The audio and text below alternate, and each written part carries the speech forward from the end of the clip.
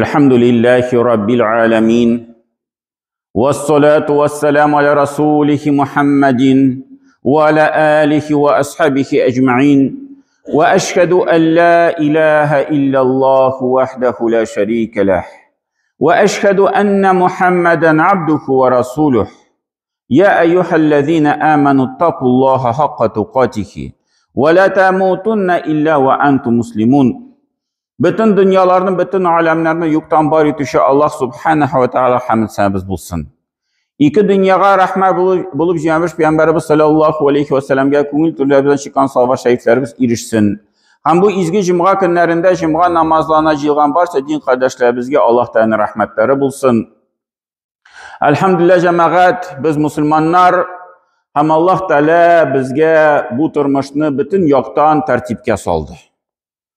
Biz indi İslam dini deyib aytgach, eng birinchidan ko'z oldimizga kela namoz degan so'z, uraza degan bir g'ibodatlar. Lekin jamoat Alloh taolo shulay yo'q bizning shul kishilar orasida bo'lgan muomalanda bik tigi nishga ittirib, bik tafsirlab bizga tartibga solib anlatib qo'ydi. Ham masalan fiqh ilmini olsak, fiqh ilmi ul ikiga bo'linadi. Fiqhul ibodat ham fiqhul muomalat deb ataladi. Ibodat fiqhi, ibodat ilmi ham muomalat kishi orasida bo'lgan ilm. Ham endi kishi orasida bo'lgan shul ilmni, muomalani biz ko'z oldimizga eng birinchidan bizga nikoh bosadi. Tigi nikoh o'qiganda biz bütün din bilan uchrashamiz, din masalalari bilan, ism qo'shganda masalan, ham mana shunday diniy yoqlarni. Lekin kitaplarni ochib qarasak jamoat, fiqh kitapların muomala degan ulushini ochib qarasak, u nikohdan boshlanmaydi. U boshlana Kitabul Buyugh degan aybirdan, sotuv oluv ishlaridan, sotuv oluv kitabından. Alloh taolo mana shu narsani anlatib, fiqh g'alimlari kitaplarni yig'anda, mana kishi orasida eng muhim aybir deb, mana shu sotuv oluv ishlari durust bo'lsin deb endi shu kitaplarni, shu ilmlarni birinchi o'ringa qo'ydilar. Ham Alloh taolo narsa di jamoat Qur'on Karimda Mutaffifin surasida birinchi oyatlarda vaylul lil mutaffifin. Durust o'lchamavchilarga bir zo'r hasrat. Allazina idza talu alan nas yastawfun.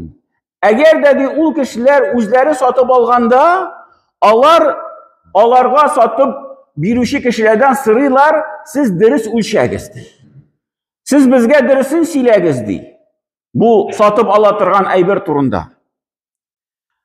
Va iza kaluhum aw wazanuhum yukhsirun. Lekin o'zlari sotib berganda, o'zlari o'lchaganda, o'zlari shul aybirlarni sotganda, Allah yukhsirun, Allah qiynatalar deydi. Allah kishilarga shu sotgan aybirlarning bütün g'aybini silab bermaylar deydi Alloh taolo. Ala yazunnu ulaika annahum mab'usun. Shu kishilar alla bilmaylarmi, ular qabrlardan turashaqlarin. Mab'usun, Alloh taolo ularni turg'iza qabrlardan liyawmin azim, qiyomat kuni boshlang'ach. Buyuk kun uchun, buyuk kun deb Alloh taolo atadi qiyomat kunni. Yawma yakumun nasu li robbil alamin. Ham shu buyuk kunda bütün kishilar Robbil alamin, bütün alamlarning Robbisi oldinda bosashaqlar. Ham mana shu ishlar uchun javob berashaqlar. Shuning turida o'ylamaylarmi deb Alloh taoladan shunday so'rov beradi. Hem indi cemaat, mana bu ayet indi savdogarlar turunda, lekin boshimizga da qog'ila. Biz har birimiz bir turmushning bir vaqtida savdogarlar bo'lamiz. Kimdir o'zining mashinasini sota, kimdir o'zining kvartirini sota, kimdir butun bir aybirini sota. Ham mana shunda cemaat, mana bu oyatlarni unutmasqa kerak. Bilib turarga kerak. Shu sota turgan aybirlarning g'ayiblarin, kimchiliklarin aytib sotirga kerak. Biz albatta tilimiz biraz qoshirib turarga g'ayibin, shu mashina sotganda. Менә бу әйберне сизелми, әйтмичә торыйм әле. Бәясе төшмәсен. Шул мин теләгән бәя белән алып китсен кеше. Ләкин җәмәгать шулай сатканда, без шул акча ягының иң мөһим ягын югалтабыз, бәрәкәт ягын. Аллаһ Тәгаләнең бәрәкәте бар. Әгәр дә без дөрес сатсак, каядыр шул кимчелекне әйтсәң, бәясе төшә әйбернең, квартираныкын булсын, машинасыныкын булсын, телефонныкын булсын, телефонны сатканда. Ләкин җәмәгать ул әз акча килсә дә, безгә файдасы ул акчаның күп була.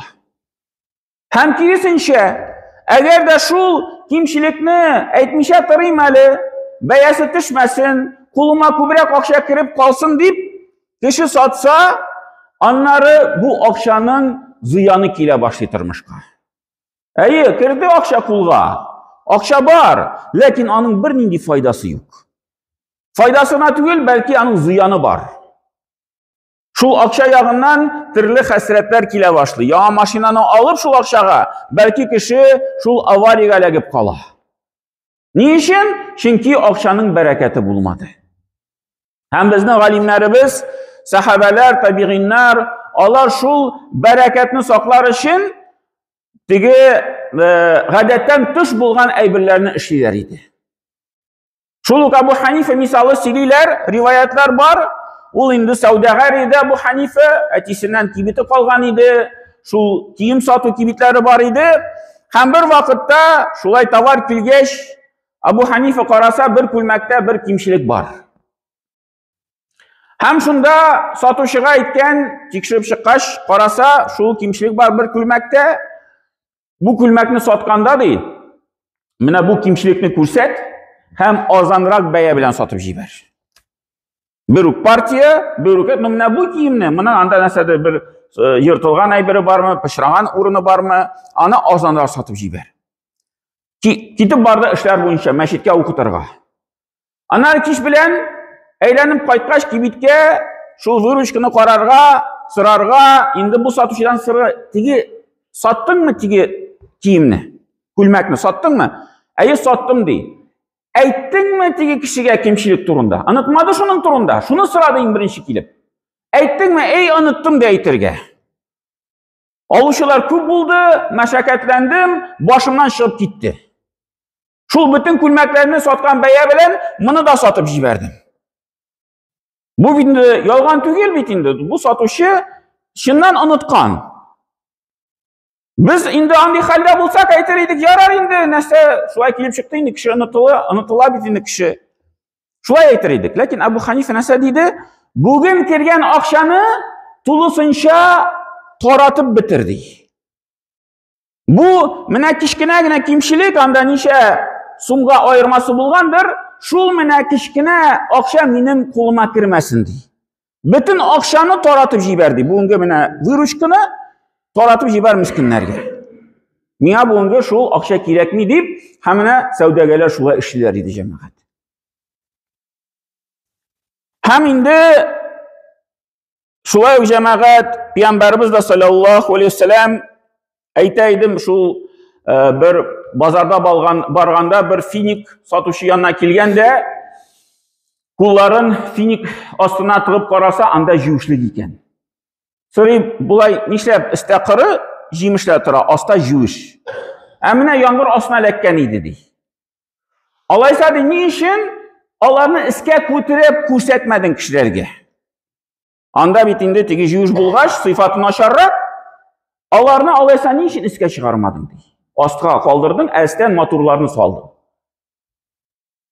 Һәм шуннан соң Пәйгамбәрбез саллаллаһу алейһи ва саллям диде, харам белән эшләүче бездән түгел ди. Харам белән эшләүче, харам белән сәүдәгә итүче бездән түгел ди, безнең динебездән түгел ди. Шулай Пәйгамбәрбез саллаллаһу алейһи ва саллям өйрәтеп йөри иде кешеләрне. Һәм инде шул сату алу эшлән ягыннан җәмәгать, шулай ук biz инде бәяләргә бер төрле зарланабыз, менә үсеп бара бәяләр. Һәм Пәйгамбәрбез саллаллаһу алейһи ва саллям анда анатып биргән иде. Бер вакыт Мәдинәдә шулай бәяләр үсеп китте базарда. Һәм инде фақирлерәк, бераз мохтаҗрак кешеләр Пәйгамбәрбез саллаллаһу алейһи ва саллям янына килеп нәрсә диделәр? ey Peygamber di, Medinede beyler bik üstü, tırmış avraydı, Çintigi bir ukas çıkarıp, beye bir türlü bulsun, uçmesin. Beye bilgilep kuy, şul eybirlerge. Şunda Peygamberimiz sallallahu aleyhi ve sellem aytdı dirislikte Allah Teala ol musagir. El musagir. Musagir diyen ma'na beye kuyuşu. Bütün nesege Allah Teala beye kuyuşu. Hamin di tilemim kıyamet günde siz benim yanımızga kilip o'zlaringizni qon haqin lekin mal haqin mendan so'rovg'izni. Agarda men hozir baya belgilab qo'yam, kimningdir haqina kiram. Turli hallar bo'la, fitnalar bo'lganda, shulay mana yong'inlar yog'maganda, ayblar kelmaganda baylar o'sib ketadi. Ham bu shulay jamoat Alloh taolaning hikmati. Ham Peygamberimiz sallallohu alayhi vasallam aytdi, yo'q, men bu ishga kirishmayman. Baylar belgilab, to'xtatib, bu mening ishim tugul, bu Alloh taolaning ishi. Ham bizda endi jamoat mana shulay zorlaganda, baylar o'salar, turmush avraya, biz endi shul Alloh taolaning Al-Musag'ir degan ismine qarshi bo'lgan kishilar kelib chiqa. Bu Alloh taolaning hikmati, Alloh taolo shulay yozgan, biz endi shulay rizo bo'lib, shul Alloh taolo bergan narsalarni nechik zorlansak da jamoat turmush baribir ortib bora. Mashinalarga qarasak, yo'lda yuri turgan mashinalarga, kvartiralarga qarasak, turmushga qarasak, bizning turmushimiz ortib bora alhamdulillah. Mana shul bo'lgan narsalarga endi rizo bo'lib turarga kerak jamoat. Ham endi savdogar ishida jamoat din yog'idan ul bir maqtovli, bir izgi ish deb sanala. Endi bizning shulay ko'nglimizga kirib qolgan spekulyant degan aybir, mana shulay sotib olu ishlar, noshar ishlar deb, lekin din yog'idan jamoat u maqtovli ish. Ham Peygamberimiz sallallohu alayhi vasallam dedi, amanatli, to'g'ri bo'lgan savdogar qiyomat kunida payg'ambarlar bilan, shahidlar bilan, izgilar bilan bir darajada bo'lacak. Bunda eng muhim shu savdo ishlarini olib borganda, mana shu to'g'ri ham amanatli bo'lirga. Allah Teala qarşında o'zining javoblikni unutmasqa. Hamduristdan da shula jamoat agarda biz qarasak, islom dinining tarixina shul islom dinini taratuvchi, da'vat qiluvchilar u savdogarlar bo'ldi ko'pincha. Allah shul aqsha topayım deb, tovar topayım deb qaydir yiroq yerlarga borib, islom dinini ko'rsatib, nindi islom dini ekanligin kishilar shuni ko'rib, nindi qarala aldalamıylar, dürüst satalar, bayasin dürüst kuyalar, bular indi gadigina kişiler tügül iken, bular musulmanlar, min de musulman bulasın kiledi. Şuluk savdagarlar kilip, kilgende, şaharga kirgende, o'zlarining diyelerine qopşıqlar beylep kuyalaydı avuzlarına. Bir kim Allah işlemiydi. Musulman savdagarlar işliler idi. Şulay kişiler aptırap kalgaç, sırılar da nişleyip şaharga kirgende, diyelerinin avuzlarına qopşıq beylep koyasız. Nəsə deyib eytələr idi, biz qorqabız şu diye şəhərdə varğanda bir kişinin baxşasından bir jimişin mi bir ulenini aşap şu kişi haqına kiriyor. Həmin şu diye işin onlar cevap birləşəkmin qiyamət günündə şu bir ulen aşağın işin, kişi ulenin aşağın işin. Şundan qorqam deyil. Şuna görə diyenin avuzuna beylep koyan. Onları bazarga barıp gitkeş, tavarlarını koygaç, kişi kilip sırıydı. Bu tavarını neçe sundan satasın? Savdagardan. Bu savdagar aytaydı, bu tavarını aldın falan yerde, falan beyege. Küp mü bilesin deyil. Uzun beyanı bilgileri bu kişiye. Biz bitinde bugünkü günde satkanda bu malumatını kaşırıp durabız. Sekretli informasiya koyan seni aldın. Koyan indi beye. Musulman savdagarlar kilip aytalar idi, falan yerde aldım, falan beyege, küp mü bilesin? Uzun qara. Uzun bilgile beyanı. Bir kim bulay satmıydı, musulmanlar şulay satalar idi. Haminde elbette mundi, көрініште көргеш, kişiler indi kızığa başlaylar idi. Bu nişik indi bulay? Koyan bulay kişiye kilip çıktılar. Nişik nige alay bulay özlerini tutalar? Şulay kızıqtaş, anarı şulay İslam dinini bilgeç, alarda köp kişiler mine bizning babaylarımızda Bulgar milletinde, alarda jirlerinde, alar da şu yol bilen İslam'ı kabul ettiler. Şuna görə Peyğəmbərimiz sallallahu əleyhi və səlləm aytdı, səudəgərlər, onlar şul peyğəmbərlər bilən, şəhidlər bilən, izgi kişilər bilən qiyamət gündə bir dərəcədə bulacaqlar. Həm indi mənə bizə də cəmaət namazlarını öyrənəbiz, urazlarını tuturğa öyrənəbiz, şulay cəmaət səudə işlərində öyrənirgə kirək, bilirgə kirək. Anda var ki, asıl məğnələr, qaysilarını hər bir kişi bilirgə tiyiş, var nişkəliklər, onlarını indi şu özümüz bilməsək, bilgən kişilərdən sırasaq da bula, lakin mənə bu işlərini qırıda qaldırığa yaramır. Çünki bu işini bilib işlərgə kirək. Həm Allah Teala aytə, Nisa surəsində 29-cu ayətdə, Ya eyyuhəl-ləzine əmənu, ey siz iman getirgən bəndələr, La təqulu əmvələkum beynəkum bil-batili, özünüzün mallarınızını arağızda bulğan bir batıllıq bilən, bir tigi naşarlıq bilən aşamağızdır. İllə ən təkunu ticarətən an taradim minkum. Bir yolğuna bardı, şul arağızda malığızını dürüst ettirib kullanırğa, şul ticara satı alı işlər boyunca bir-birinizə riza bulub. Bir-birinizə riza bulub. Mənə şul cəmaət satı işlərində rizalıqını, bir-birimizdən rizaqını saxlaptırğa kirək. O vaxtda indi o dürüst satı bula. Əgər də biz bir eybirini satıp jibərsək, anları kişi alğan kişi bizdən riza bulmasa, aytay, qora aldalab satdı, yalğan bilən satdı, kimçilik bilən satdı, o vaxtda mənə bu rizalıq yoğalada, mənə bu iş satı işləri batıl bir tigi yuqluqqa, bir naşarlıqqa əylənib qoya. Həm indi şu nəsədən cəmaət bizə saqlanarğa kirək. Barakallahu lana və lakum fil Qur'anil azim, nafana və iyyakum bil ayati və zikril hakim, innehu huve cevedul kerim ve semi'ud du'a.